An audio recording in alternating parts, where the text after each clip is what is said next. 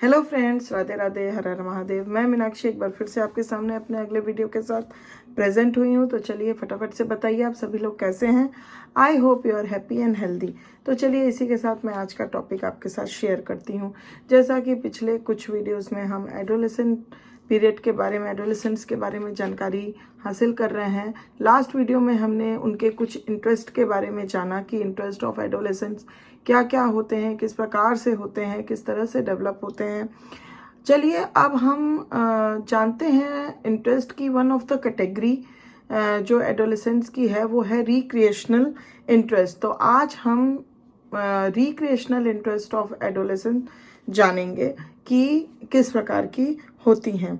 तो मैं आशा करती हूँ कि आप सेशन में एंड तक ज़रूर बने रहेंगे, जिससे आपको पूरी जानकारी मिल सके और ये बहुत ही इंफॉर्मेटिव और हेल्पफुल होने वाली है।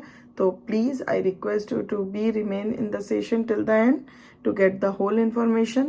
And one thing more, if you haven't subscribed my channel, please subscribe it to get the information like this later on also. So let us begin with the session. As adolescence progresses, there is a breaking away from recreations that require much expenditure of energy and the development of a preference for recreations in which the adolescent is a passive spectator. Adolescence जैसे जैसे progress होता है, adolescence जैसे जैसे adolescent जो है वो older होते हैं, वहाँ पे रिक्रिएशंस का ब्रेकिंग अवे हो जाता है। क्योंकि ये जो होता है this recreational activities and interest requires more expenditure of energy और development of preference for recreation जो है वो एक तरह से एडोलेसेंट का पैसिव स्पेक्टेटर ही बनके, एडोलेसेंट जो है उसके पैसिव स्पेक्टेटर ही बनके रह जाते हैं। तो धीरे धीरे एक तरह से हम कह सकते हैं कि recreations because of expenditure of more energy and time वो जो है धीरे धीरे कम होने लग जाता है। In early adolescence there is a carryover of some of the play activities of the early years and the introduction of new and more mature forms of recreation. तो अगर हम अर्ली एडोलेसेंस की बात देखें तो कुछ प्ले एक्टिविटीज़ जो होती हैं उसमें हम देख सकते हैं वो अर्ली ईयर्स की कैरी ओवर होती हैं, जो early adolescents as a recreational activities करते हैं। साथ ही साथ बहुत सारे इंट्रोडक्शन होते हैं to the new and more mature forms of recreations activities. Gradually हम देखते हैं the childish form of play disappears. childish form of play जो है वो disappear हो जाता है and when early adolescence come to a close, the individual's recreational pattern is much the same as it will be during the latter part of adolescence and the early years of adulthood. तो जब धीरे धीरे adolescence period जो होता है वो coming to the close आ जाता है तो इंडिविजुअल का जो रिक्रिएशनल पैटर्न होता है वो मच मोर सेम होता है जो उसके लेटर पार्ट ऑफ एडोलेसेंस में रहता है, और साथ ही साथ जो अर्ली एडल्टहुड में भी हम देख सकते हैं, पा सकते हैं इंडिविजुअल के अंदर। Because of the pressures of school work, home duties, extracurricular activities and after school or weekend jobs, most adolescents have far less time for recreation than they did when they were younger.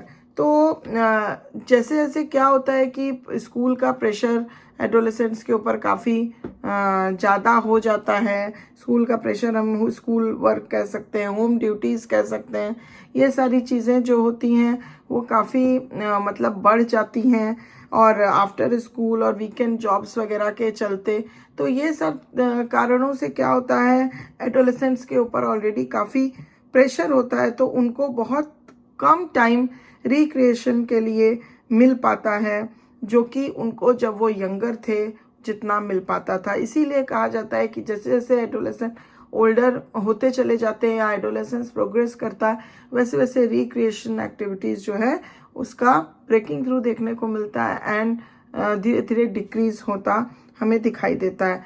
As a result they select the kinds of activities that they enjoy most और in which they Excel. तो इस वजह से क्या होता है, उनके अंदर हम ये देखते हैं कि वही तरीके की एक्टिविटीज़ वो करते हैं जिसमें उनको काफ़ी इन्जॉयमेंट होती है या फिर उनका काफ़ी उसमें एक्सीलेंस होता है। This limits the number of their activities, और इस वजह से क्या होता है, एक्टिविटीज़ बहुत सीमित मात्रा में हो जाती है, लिमिट हो जाती है उसकी। The number of recreations adolescents engage in is also greatly influenced by how popular they are। जैसे कितने नंबर ऑफ रिक्रिएशन एडोलेसेंट जो है जिसमें वो इंगेज होते हैं, ये इस बात पे भी निर्भर करता है, इन्फ्लुएंस करता है कि वो रिक्रिएशनल एक्टिविटीज़ कितनी ज़्यादा पॉपुलर है। Because many of the recreations of adolescents require participants from the peer group, क्योंकि बहुत सारे रिक्रिएशंस ऐसे होते हैं जिसमें पीयर ग्रुप के लोग, मतलब मेंबर्स हम कह सकते हैं, वो रिक्वायर्ड होते हैं, पार्टिसिपेंट्स रिक्वायर्ड होते हैं। The adolescent who does not belong to a clique and who has few friends is forced to concentrate on solitary forms of recreation. क्योंकि अगर कुछ इंडिविजुअल्स जो क्लिक के ग्रुप के जो मेंबर्स नहीं हैं या फिर जिनके काफ़ी फ्यू फ्रेंड्स हैं, तो फिर उनको फोर्स किया जाता है कि they have to concentrate on the solitary forms of recreation activities, जिसमें सोली वो परफॉर्म कर सकें। ग्रुप एक्टिविटीज़ के रूप में वो रिक्रिएशनल एक्टिविटीज़ नहीं कर सकते हैं, सॉलिटरी फॉर्म ऑफ रिक्रिएशंस को वो कर सकें। अगर उनका ज़्यादा ग्रुप में they are not the member of the group, और उनका क्लिक के वो मेंबर नहीं है या फिर उनके बहुत ही कम मित्र हैं, तो इस वजह से उनको सॉलिटरी फॉर्म ऑफ रिक्रिएशन के लिए फोर्स किया जाता है। तो इस तरह से हम देखते हैं कि रिक्रिएशनल एक्टिविटीज़ एडोलेसेंट पीरियड में किस हिसाब से होती हैं, किस तरह से उसका वो डिक्रीज़ होती जाती हैं और किस तरह से उसके मापदंड चेंज हो जाते हैं ओल्डर एडोलेसेंट्स के अंदर। और ये रिक्रिएशनल एक्टिविटीज़ एडोलेसेंट्स के कितने टाइप्स की हैं, कौन कौन सी हैं, ये हम अपने अगले वीडियो में लेके आएंगे और वो भी काफ़ी रोचक और हेल्पफुल होने वाली है। तो ज़रूर से आप मेरा नेक्स्ट वीडियो भी देखिएगा। उसके लिए आपको मेरे चैनल को सब्सक्राइब करना पड़ेगा, जिससे आपको वो आसानी से मिल सके। और thank you very much for watching this video till the and.